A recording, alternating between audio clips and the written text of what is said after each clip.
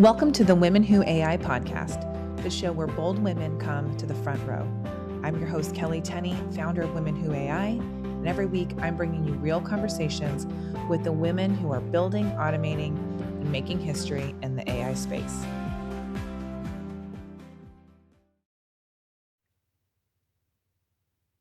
Hey there, everybody. Kelley Tenny here from Women Who AI. Today, I am here with the amazing Kaci Brown from the Vibe CodeHer community. Welcome, Kaci.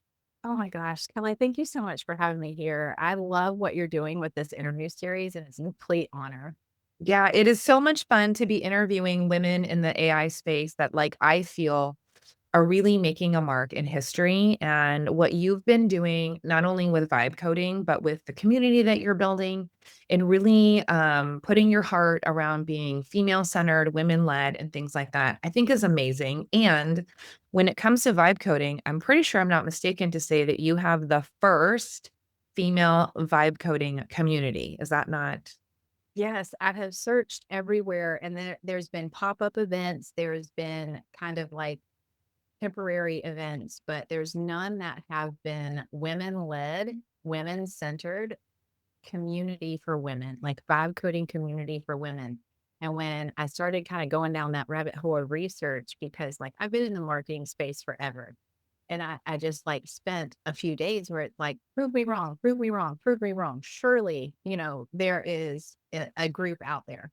And all I could find were small temporary kind of pop-up meetings and not a strategic, like intentional, long-term community led by women for women. So I was like, I mean, I'm getting goosebumps just talking to you about it. It's like it was disbelief, like complete disbelief. Like, I Mhm. can't believe there isn't already one.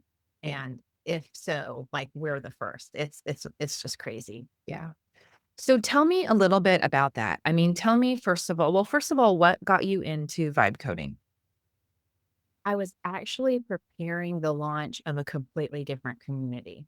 I had mapped out, I had done a podcast called Amplify My Impact for 5 years, and I wanted to serve bigger. And I've always done coaching and consulting, and all of my offers centered around alignment. Like, how are you aligning with your gifts and your talents and the offers that you're putting out into the world and the people that you want to serve? And I was kind of brushing up one of my most popular workshops. And vibe coding had kind of just come on the scene. It had been kind of like on my to learn list for a bit. And I took my workbook and I was like, I'm look and see, can I vibe code a tool instead of this PDF workbook? And that's really kind of what opened my eyes to it, because this PDF workbook was just like gold when it came to the workshop and helping people make decisions and taking the next steps in action and implementing. And when I paired that with vibe coding, instead of them having to manually make the decisions on each page of the workshop or creatively kind of answer the question of, what is their beacon statement? Who do they serve? What offer are they coming up with? Like, is this a workshop? Is this a case study? Like, there were so many decision points. And with an app, I was able to kind of pre-program the output that they could create by just putting a few things like of my IP and frameworks in. And going through that, I realized like they can have results in like 10 minutes versus trying to go through this on their own for hours or weeks, or if you're procrastinating or really, really intimidated with something new, Mm. because women kind of get that way. It could be 6 months or more. And that kind of totally just changed my perspective forever on how powerful vibe coding was from an instant results point of view, and getting our clients and the people that we want to serve results faster and giving them the confidence to stay in momentum that totally changes the trajectory of their life, what they want to create in business or their personal growth goals. Mhm. And for me, once I knew that, there was absolutely no turning back. And I was like, how many more women are feeling Mhm. that way, where I was intimidated to start. It was kind of unknown. I didn't quite understand what vibe coding was. And then as soon as I got on the other side, I immediately started questioning my ability or expertise to teach it because it was so new and unknown. And that was the light bulb. It was like, how many other women like me are sitting out there telling themselves they don't know enough, they don't understand enough, they can't move forward with it. But it was just way too powerful to keep to myself. Yeah.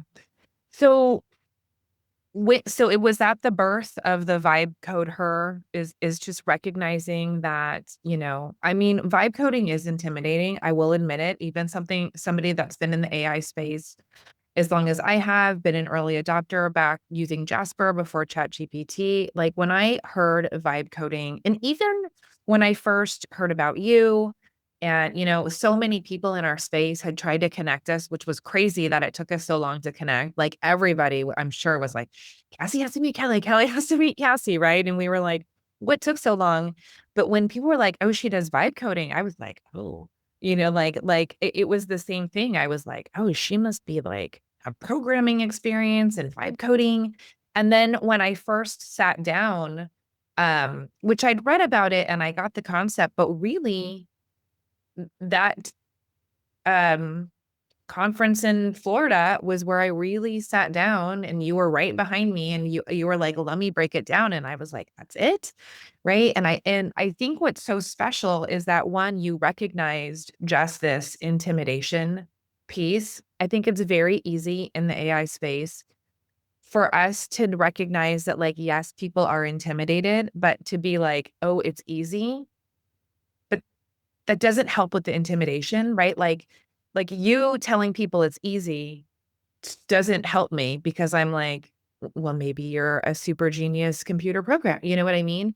But like you are just so beautiful in how you break it down and how you approach it. And I really think that woman to woman touch is what is missing for women to be open to feeling safe to adopt, Yeah. right? And I think that your community really does that. So I know your community is growing. How many people do you have in your community now?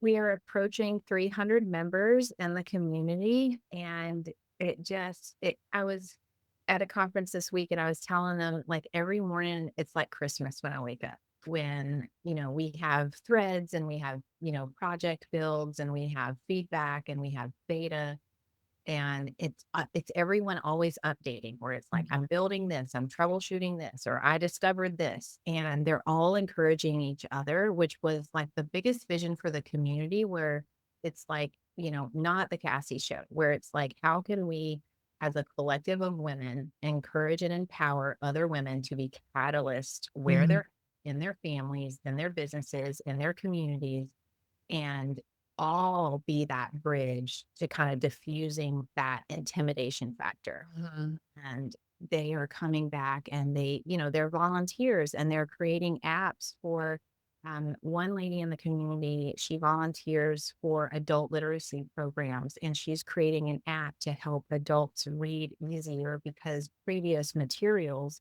were kind of like juvenile mm, or mhm, leaned towards young children learning to read.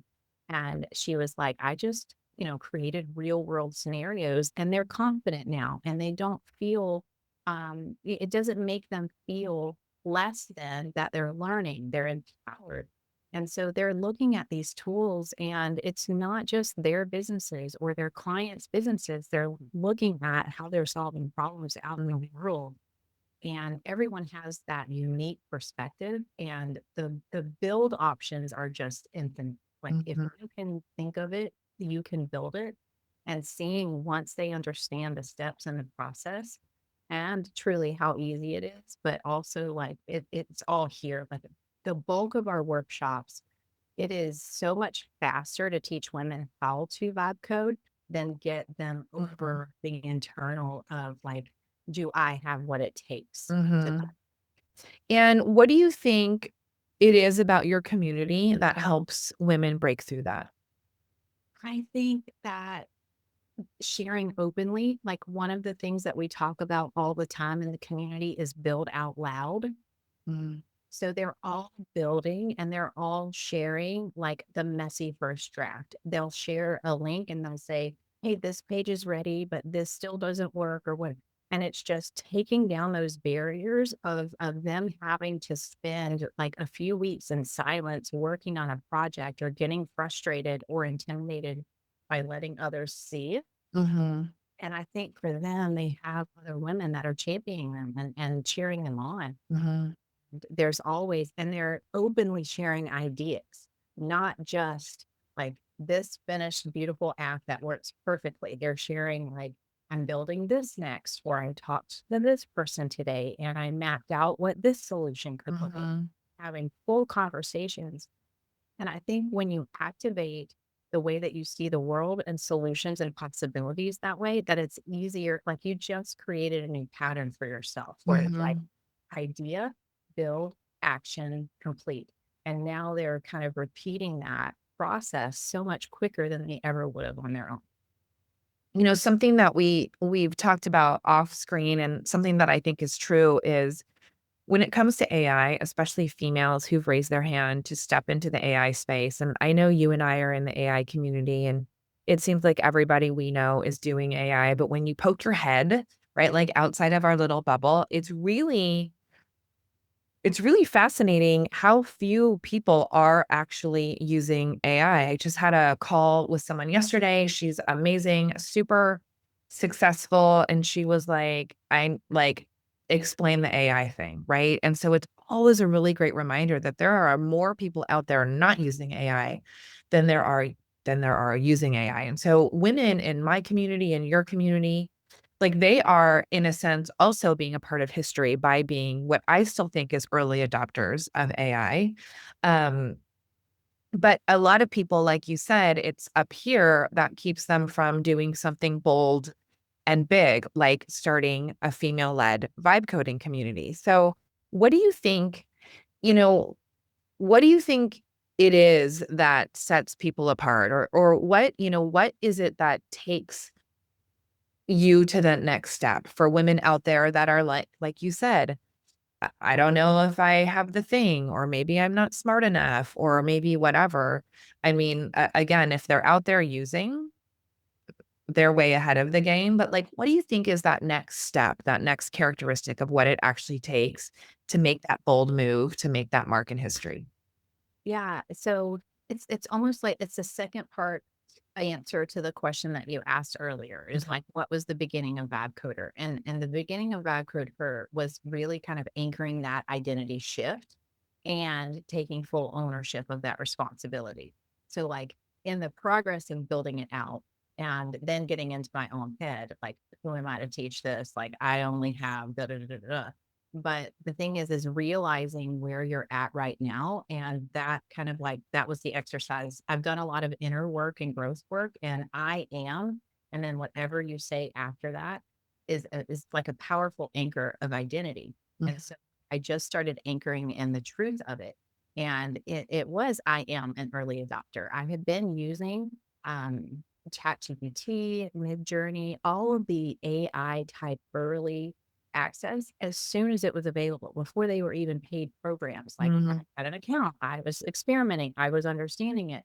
Was I like a master, like expert teacher of it? No, but I was using it and understanding it and leveraging it every single day and sharing with my clients and coaching groups how I was doing it. And I was getting that feedback of like, oh, I never thought of using it that way, or this is simpler than I thought, or I had tried it before, but now that you showed me in person, like I would just share my screen and I would tell them like these prompts are lazy AF. Like I'm not, Mhm. reinventing the wheel here. This isn't rocket science, mother of all prompts formulas. I was just showing them, and so I started anchoring those truths.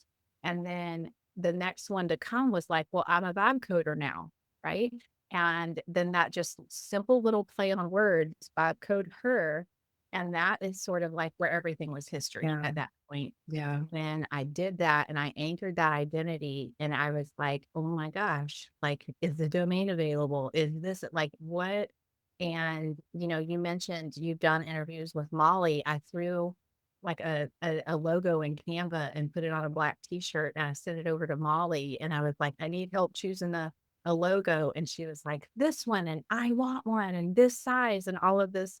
And so it's like internally, I was like, okay, I've adopted this identity, but I needed to share it with a couple of people to kind of give me like, okay, you're not crazy, Cassie. And Molly was like, yes, I want one. And then I sent it to my friend Mark, who prints shirts.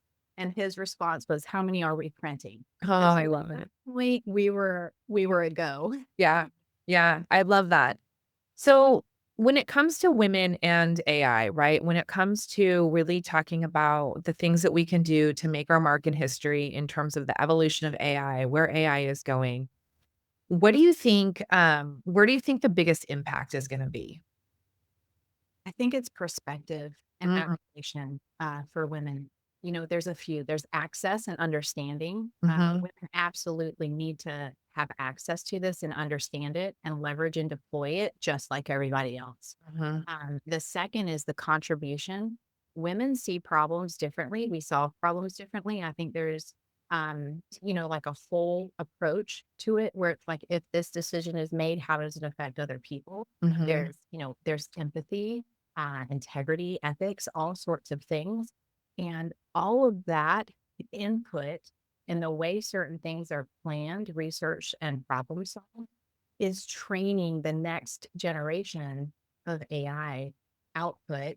And it's also setting the standard of how we operate as businesses and as a society. mhm, So, like for me, there's a very, very important voice of women that must be present. And, you know, when I did some research overall globally, there's only about 30% of women who are active in either developing or using that AI technology in a capacity of like a professional role or like on the tech engineering side. And we've got to close that gap drastically. mhm. Yeah, it's so funny because that's what always I mean, it always comes up because it's truth, but, like, recognizing that we just come with things with a different mindset, right? And it's a different perspectives that we have, different things that we're concerned about, different things that we think about. And it also came up, and I'd love to hear what you think about this, just this idea that, like,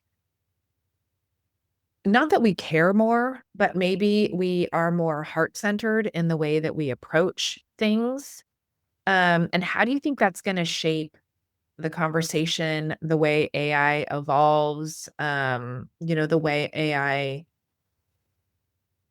changes? Like, how do you where do you think all of that fits into the conversation? Because I do think that there's another side, like a masculine side to this industry Yeah. that potentially feels like that is our downfall when it comes to AI and technology, right? Yeah. Yeah. Well, I think there's there's a lot of different communication styles, right? There's like straight and to the point. And the thing about it is, like, if we only look at one way through one lens and, if we're only looking at net output, well, did we get the result we wanted? But how many people did we trample on the way to get the result that we wanted? Mm, So I think there's a way in communicating it. But I think there's also it's not so much a softness, but I think more and more within our industry, we hear about the trust recession. We hear about the intimidation factor of AI creating like just like mass casualties and job loss. mhm, And there's a lot of fear associated, and sometimes it's pitted like AI versus whatever. And I think the real conversation that is really proactive in kind of closing the gaps of concerns like that, because they're legit concerns, is where is the blend of AI and humanity? Like, mm, where do we not lose our humanness and we leverage AI to free up our time to communicate better, to spend more time with our family, to automate certain things that should mhm, not be taking up 8 hours a day. Like mhm, I'm looking at the big picture, and it's not the things that we could create that are really fun and cool outcomes, but how as a society can we leverage all of this tech to have better human connections and relationships and deeper understanding with each other? Yeah. Yeah. I love that. I love that. Well, you definitely, like I said, are a fearless leader, I think, in our industry. It's really special, I think, to see in a really fast world of AI and in a blending with our Women's History Month and, recognizing that we are leaders of women and hopefully we're getting more women to join the march, getting more people to be involved at any level, even whether they're listening or they're doing. I think just it's a win for every woman that just says, okay, you have my attention. But where do you, like in a year, where do you see Vibe Code her being? Oh my gosh. So like the big picture plan is for us to have just what I would love to have hundreds of thousands of women like understanding and speaking a language and activated in their families, in their communities, and in their business. But even more so, like a healthy foundation of leadership that are bringing actual lab events Mhm. to their chambers of commerce, to their local schools, to their community, and doing like vibe coding app build pop-ups because I want it to be outside of myself, and I want us to just be like a complete collective of catalysts that Mhm. just plant the seed for the next person to multiply and carry it Okay. forward. And that's the big vision, that's the mission, that's what I keep saying and sharing and, putting it into the words and out into the universe. Like I do believe it'll happen. Yeah. Yeah, I do too. I mean, especially as things are quickly growing and you're doing such great things, I think, with helping people understand vibe coding. And I really think once that fear is removed, just with one thing, like it just takes one thing for someone to be like, that was so much easier than I thought. Or mindset wise, I made that so much more difficult than it actually needed to be. I think that opens the floodgates because vibe coding is like it's like marijuana. It's like the gateway. It's like the gateway, like, to all the other things. But I think it truly is. Like, I think it's out there and everybody's like, "What is it?" And it seems really scary. And then it's like they try it and they come in your community, which is like so amazing and nurturing and all of the things. And then it's like, okay, now I can just roll up my sleeves and see what else is out there. So I love what you're doing. How can people join your community? Oh my goodness. Yeah. So it's on school and it is, I think it's just traditional like school.com/vibe code her. Okay. Spelled on my shirt. There's no E. The her kind of is a creative play on words. And I am all over Facebook. So Cassie Brown, Kaci Brown HQ on Facebook. And I would love to welcome everybody. I can send you all of the links, Kelly.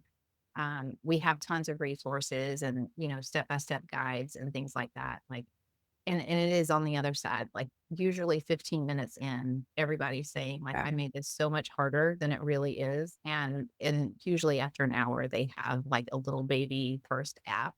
And then it's a great analogy, the gateway drug, because it's one of those things where it's like, once you understand how to do it, you're unstoppable. Yeah. Yeah. It's the old health teacher in me. I can't help it. Well, I'm gonna make sure that, with this interview, the links to find your school community and to follow you are all there and available. So if you're watching this, just look down below and you will be able to make your way to Cassie and to the Vibe Code Her community.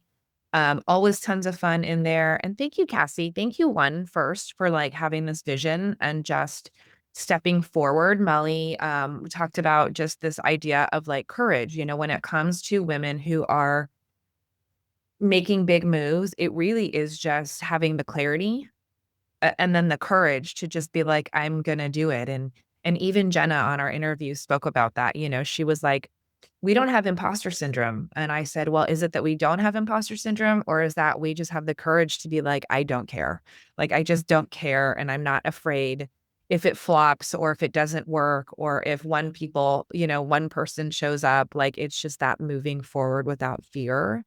And you definitely are impacting. what's going to be hundreds of thousands of women because you're able to let that go. So thank you for being here with us and thank you for everything that you do. Thank you, babe. Yeah. And thank you everyone for joining us on our fun interview to celebrate Women History Month. Thanks for being here. Thanks for being female and raising your hand. And we'll see all of you inside of our communities. That's a wrap on today's episode of the Women Who AI podcast. If this conversation gave you something, a spark, a strategy, or just the reminder that you belong in this space, share it with a woman in your life who needs to hear it. And if you haven't already, subscribe wherever you listen, leave us a review, and most importantly, come find us inside the Women Who AI community. I'm Kelley Tenny, and I'll see you in the front row.